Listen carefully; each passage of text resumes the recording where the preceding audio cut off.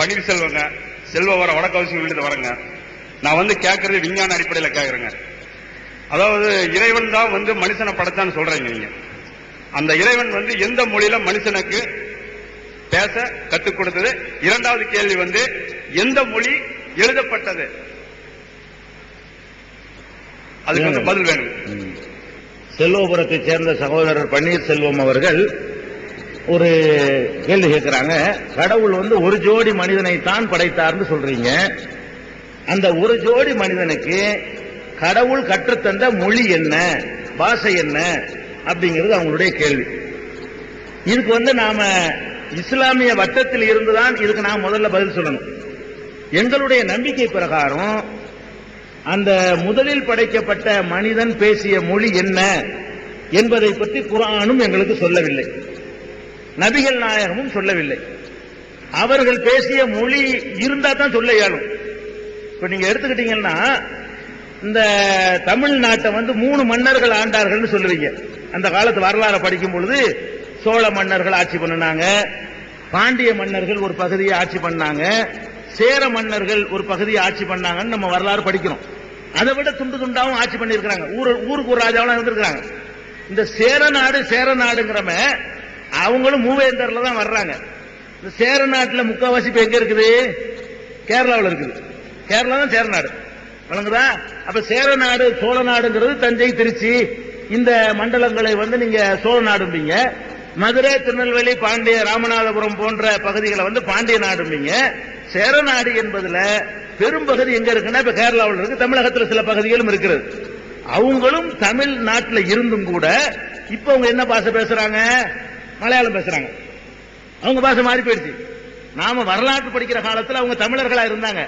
அந்த தமிழைய மூக்குல பேசி தண்ணி அதிகமா ஜலதோஷம் பிடிக்கக்கூடிய ஏரியாவில் வாழ்ந்தாங்களா, அதை என்ன செய்வாங்கன்னா தமிழைய மூக்குல பேசுவாங்க. அவங்க அந்த மூக்குல பேசி பேசி என்ன செய்வாங்க? அந்த வெள்ளம்னு சொல்லுவாங்க. வெள்ளம்னா தமிழ்ல உள்ள சொல்லுதான் அது.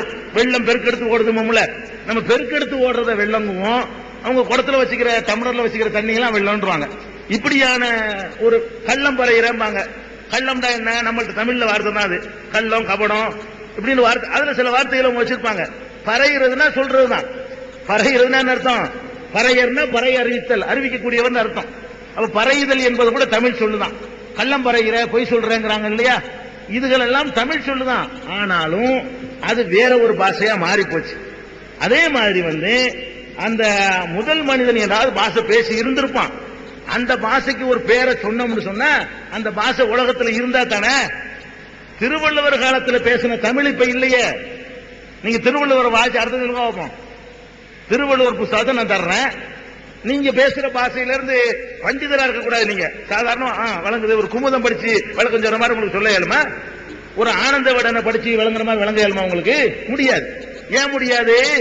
அந்த தமிழ் வேற இந்த தமிழ் சம்பந்தமே இல்லை. நம்ம சொல்லிக்கிற வேண்டியதானே தவிர அதெல்லாம் இலக்கிய நூல்கள்ல இருக்குமே. கம்பராமாயணத்தை நமக்கு விளங்க முடியுமா? அது தமிழ்ல தான் இருக்குது, விளங்க முடியாது. அதெல்லாம் மாறி போயிடுச்சு மக்கள்கிட்ட. அதனால முதல் மனிதர் என்ன பேசினார் என்பதை இஸ்லாம் சொல்லவில்லை. அரபி பேசினார் அப்படின்னு இஸ்லாம் சொல்லுதா? சொல்லல. தமிழ் பேசினார் சொல்லுதா? சொல்லல. பாஷைகள் எல்லாம் ஒவ்வொரு காலகட்டத்திலும் அழிஞ்சி அழிஞ்சி அழிஞ்சி வெவ்வேறு பாஷைகள் உருவாகி கொண்டிருக்கிறது. அதே பாஷையே உலகம் தோன்றிய காலத்திலிருந்து இருக்கிற பாஷை எதுவுமே கிடையாது. நம்ம தமிழும் கூட அப்படி கிடையாது. ஆனா நம்ம மாத்திக்கிட்டு தமிழ்னு பேரை வச்சுக்கிட்டு இருக்கிறோம். நமக்கு ஒரு 25 தலைமுறைக்கு முன்னாடி பேசணும் பாஷையை நம்ம பேசுறது தமிழா? நிறைய மாற்றங்கள் வந்துருச்சு. மெட்ராஸ்ல பேசுறதுக்கு தமிழா? சென்னை பாஷை உங்களுக்கு தெரியும் தானே? அதுல ஒரு 90% தமிழ் சொல் இருக்காது. ஆனா அதை தமிழ் தான் சொல்றாங்க. தமிழ் நம்ம வச்சுக்கிட்டமே தவிர பாஷைகள் வந்து இப்படியே காலஞ்செல்ல மாறிக்கிட்டே வரும். அதனால இஸ்லாம் அதுக்கு ஒரு பேரை சொல்லி இருந்தா கூட 50 லட்சம் வருஷத்துக்கு முன்னாடி இந்த மொழியை பேசினார்னு சொன்னா அது நம்புறதுக்கு நீங்க சங்கடப்படுவீங்க. மொழியை இஸ்லாம் சொல்லல. ஏதோ ஒரு மொழி, அவங்க 2 பேர் தானே இருந்தாங்க, 2 பேருக்கு புரியுற மாதிரி ஒரு மொழியை எல்லாம் கற்றுக் கொடுத்திருப்பான். அப்படித்தான் நாங்க நம்பணும்.